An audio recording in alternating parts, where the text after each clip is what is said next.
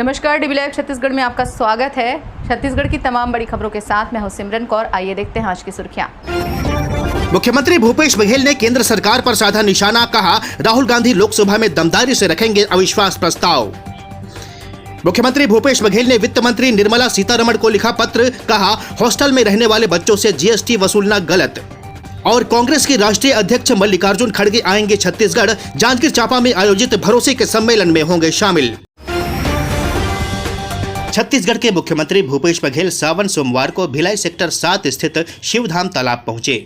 CM ने यहां महारुद्राभिषेक कार्यक्रम में भाग लेकर भगवान शिव की पूजा कर गंगा आरती की। मीडिया से चर्चा करते हुए सीएम भूपेश बघेल ने कहा कि 136 दिन बाद राहुल गांधी की संसद सदस्यता लौटी है। वो फिर से पूरी दमदारी के साथ भारतीय जनता पार्टी को बेनकाब करने के लिए संसद में अविश्वास प्रस्ताव को रखेंगे। मुख्यमंत्री भूपेश बघेल ने कहा कि अभी जो इंडिया बना है उससे भाजपा घबराई है। राहुल गांधी जो लोकसभा में सवाल उठाते थे उससे भाजपा परेशान हो गई थी। यही कारण है कि उनकी संसद की सदस्यता को खत्म करने की कोशिश की गई, उनका बंगला खाली कराया गया, उन्हें हर स्तर पर परेशान करने की कोशिश की गई, लेकिन वो नहीं हारे। सुप्रीम कोर्ट ने उनकी संसद की सदस्यता को फिर से लौटा दिया है। कांग्रेस न्यायालय के इस फैसले का सम्मान करती है। मुख्यमंत्री भूपेश बघेल ने कहा कि उनका सम्मेलन वाकई भरोसे का सम्मेलन है। भाजपा इसे धोखे का सम्मेलन कह रही है। वो इसलिए कह रही है कि उसने धोखा देने का काम किया है। 15 साल तक बीजेपी की सरकार रही। उन्होंने किसानों से 2100 रुपए धान का बोनस देने का वादा किया था। पिछले 15 सालों में एक भी बार किसान को 2100 रुपए नहीं मिला। छत्तीसगढ़ के मुख्यमंत्री भूपेश बघेल ने देश की वित्त मंत्री निर्मला सीतारमण को पत्र लिखकर हॉस्टल में रहने वाले बच्चों से जीएसटी वसूलने के फैसले को गलत बताया है। उन्होंने इस फैसले में बदलाव करने की गुजारिश की है। मुख्यमंत्री भूपेश बघेल ने अपने पत्र में लिखा है कि हॉस्टल में रहने वाले बच्चों से जीएसटी वसूलने से गरीब बच्चों की पढ़ाई पर असर पड़ेगा।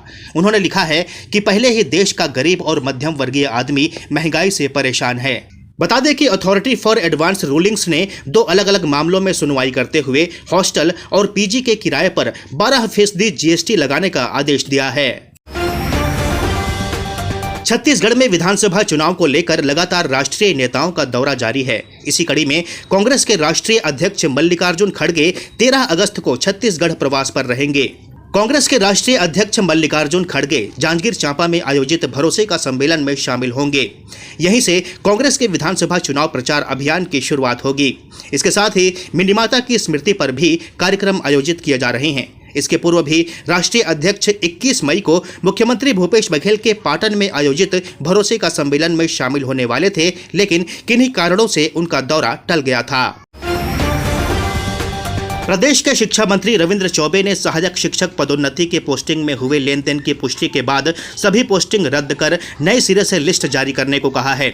साथ ही दोषियों पर एफआईआर दर्ज करने के निर्देश दिए हैं।